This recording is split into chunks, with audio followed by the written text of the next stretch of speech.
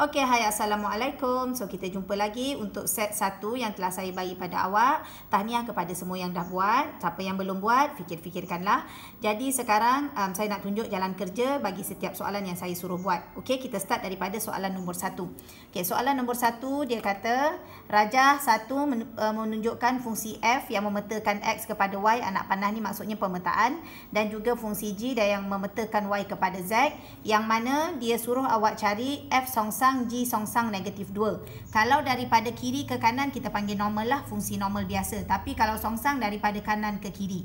Okay, first kita jangan cari dari depan, cari dari belakang dulu. Cari G songsang negatif 2. Songsang G mesti start dari kanan, negatif 2 adalah ini.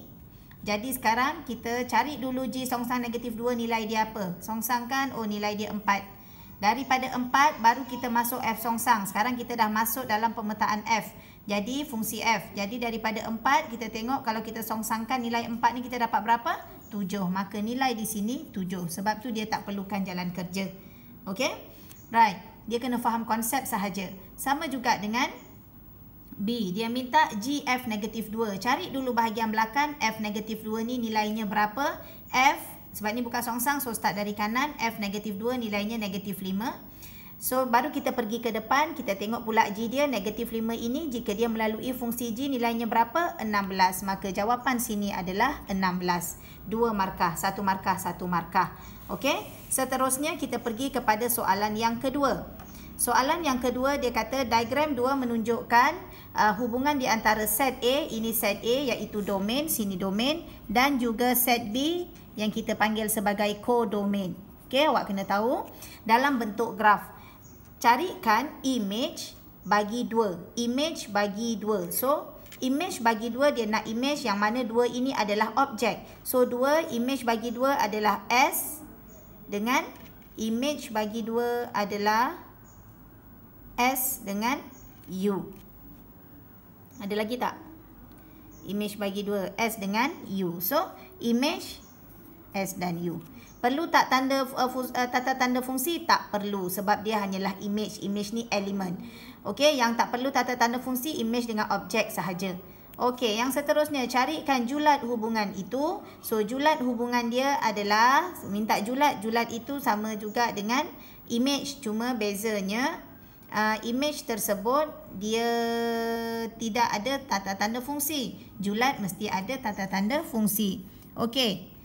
Atas ni yang soalan A ni image bagi 2 sahaja. Sekarang kita nak julat keseluruhan. Jadi ambil julat yang ada petaan daripada objek. So kita ada 2, kita ada S, kita ada T, kita ada U, kita ada W. So S, T, U, W.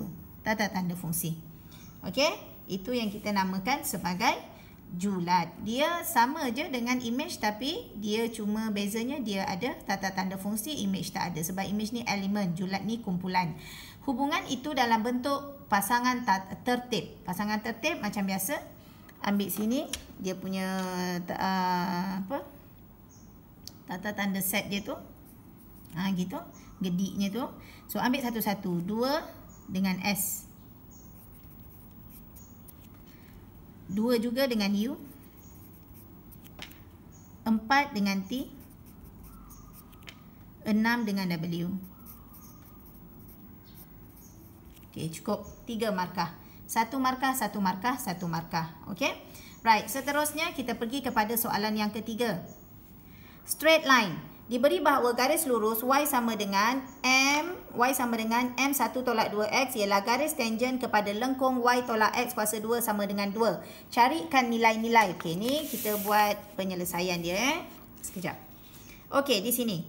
Kalau dia bagi awak, okey, dia bagi awak satu garis yang mana garis lurus tersebut, ini garis lurus lah kita buat, garis lurus tersebut ialah tangent. Awak dah tahu tangent ialah mana-mana satu titik dalam bulatan bertemu dengan garis lurus. Kita panggil dia tangent, garis tangent. Kalau kita dah belajar garis tangent kepada lengkung, maksudnya bukan bulatan, maksudnya lengkung macam ni. Kalau lengkung, dia melalui garis lurus pada satu titik, juga kita panggil sebagai garis tangent. Okey, bila dia dah macam ni, kalau kita tengok dalam jenis-jenis punca bagi persamaan kuadratik, jenis-jenis punca bagi persamaan kuadratik, bentuk macam ni adalah bentuk B kuasa 2 tolak 4AC sebab dia melalui hanya pada satu titik sebab namanya tangent sama dengan kosong. Okey, sebelum kita apply B kuasa 2 tolak 4AC sama dengan kosong, kita kena mergekan dua-dua persamaan ni. Persamaan garis lurus adalah Y sama dengan M1 tolak 2X. Persamaan lengkung ialah Y sama tolak X kuasa 2 sama dengan 2. Jadi kita merge dua-dua persamaan ni supaya kita boleh dapat satu persamaan dan kita boleh apply formula ni. Okay, so saya applykan dia. Y sama dengan M tolak 2MX. Saya dah kembangkan. Lagi satu, Y sama dengan 2 tambah X kuasa 2. Saya pun kembangkannya, pindahkan ni pergi sana. Okay, selepas itu, kita combinekan Y sama dengan Y. 2 tambah X kuasa 2 sama dengan M tolak 2MX. Sama je. Kalau awak nak letak M tolak 2MX kat depan pun tak ada masalah. Okey, saya jadikan kosong di belakang. X kuasa 2 tambah 2MX tolak dengan M tambah dengan 2 sama dengan kosong. Kita dah dapat satu persamaan kuadratik. Okey, lepas tu kita boleh apply B kuasa 2 tolak 4AC tu. Kita apply B kuasa 2 tolak 4AC. Jadi B kita adalah yang berkawan dengan X. Ini B, sini A, 1. C kita semua yang tak ada pemboleh ubah X kuasa 2 dan juga pemboleh ubah X. Ini semua adalah C. Okey, sekarang saya tulis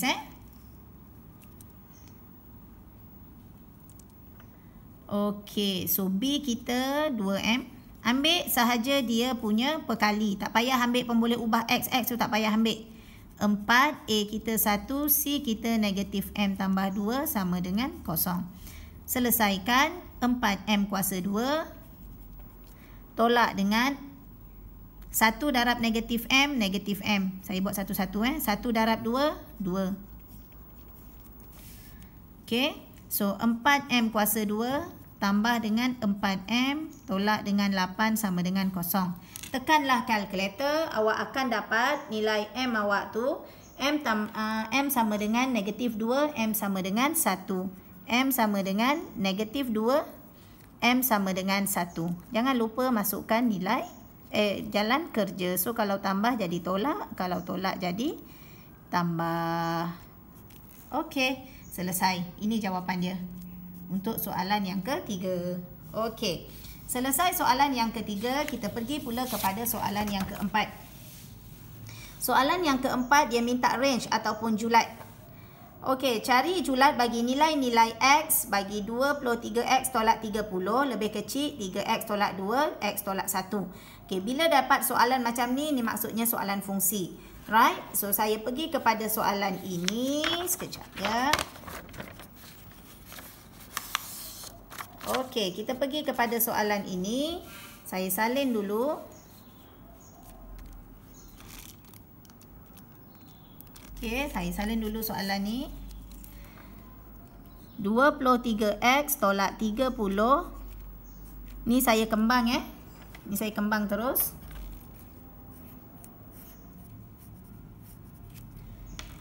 Tiga darab dengan 3X darab X is 3X kuasa 2.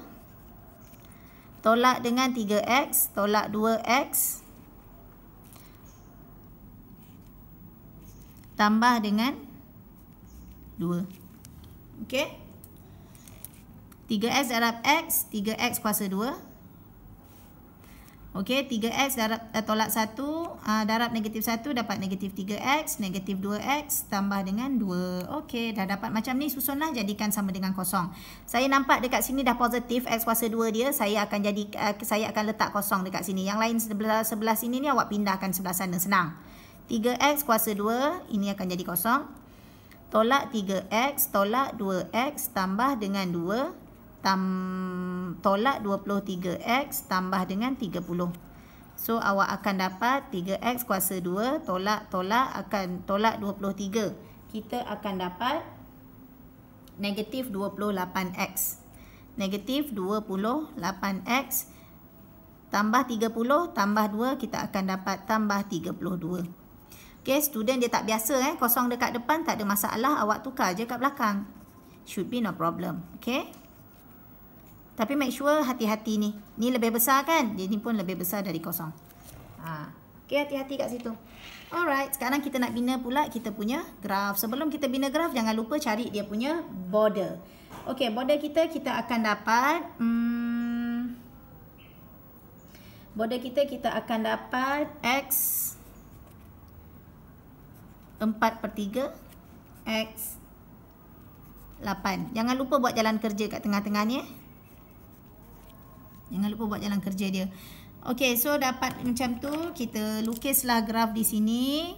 Sebab kita punya perkali A kita adalah positif. Make sure dia sentiasa jadi positif sebab kita nak buat bentuk minimum. Jadi dekat sini 4/3 dengan 8. So sini 8, sini 4/3. Okay, ini nama dia border. Tolong buat border ni kalau awak tak berapa mahir lagi. Okay, border ni sempadan. Okay, sekarang kita nak tengok dekat sini dia kata lebih besar. Kita punya simbol di akhir ni, dekat persamaan kita di sini, simbol dia adalah lebih besar. Kalau lebih besar, maksudnya kita kena lorek bahagian luar. Jadi, lorekan kita berada di luar. Dua-dua luar. Sini luar. Inilah X baru kita, julat baru kita. So, kita ada 2X di sini sebab ada 2 lorekan. Right, X yang pertama daripada 4/3 dia pergi belah kiri. Belah kiri maksudnya dia mengecil. Jadi lebih kecil dari 4/3. X yang kedua dia pergi belah kanan. Maksudnya belah kanan lebih besar. So lebih besar dari 8. Ini jawapan dia. Okay. Right, itu adalah soalan yang keempat. Kita pergi pula kepada soalan yang kelima. Dalam soalan yang kelima... Okay, dalam soalan yang kelima, dia kata, Rajah 5 menunjukkan, Rajah 5 menunjukkan graf fungsi kuadratik fx sama dengan px tolak 1 kuasa 2 tambah r. Bear in mind, bila ada kuasa 2 macam ni, dengan tambah dekat luar, dia ada nilai kat depan sebelum ada kurungan dan kuasa 2, ini maksudnya dia dah penyempurnaan kuasa 2. Ni dah penyempurnaan kuasa 2. Purnaan kuasa 2. Okay, dia dah settle penyempurnaan kuasa 2 dia. So, kita tak payah susah-susah. Dengan keadaan B, mana titik B? Ini titik B. Kena ingat titik B adalah paksi simetri bagi graf ini. Okay, dia berada di tengah-tengah. So, dia adalah paksi simetri. Bila paksi simetri, maksudnya Q ini datangnya dari dalam kurungan. 4 ini datangnya dari luar kurungan yang ada tambah atau tolak. Jadi, bila awak dah dapat jawapan macam ni, bila dah dapat keadaan bentuk macam ni, soalan yang pertama, carikan nilai Q dan R. R ni kita dah tahu dah. Sebab R ni untuk 4. Sebab bahagian luar daripada kurungan, bukan P ini darat ni satu rumah ni. Yang ni satu rumah, R ni satu rumah. R ini adalah nilai bagi Y bagi titik di paksi simetri graf. Jadi, simple. R sama dengan 4. Dah dapat jawapan. Okey, yang kedua dia minta Q. Q pula berada pada X. Macam mana kita nak cari X dia? Dia adalah dari dalam ni. Keluarkan yang dalam kurungan. X tolak 1, awak samakan je dengan kosong. Maka X sama dengan 1. 1 ini adalah nilai Q juga. Okey, 1 markah sahaja. Right, sebab 4 tak perlu kiraan. Ini pun sebenarnya tak perlu kiraan. Awak dah tahu. Kalau dia negatif dalam kurungan, maka dekat sini dia akan jadi positif. Nak buat jalan kerja macam ni.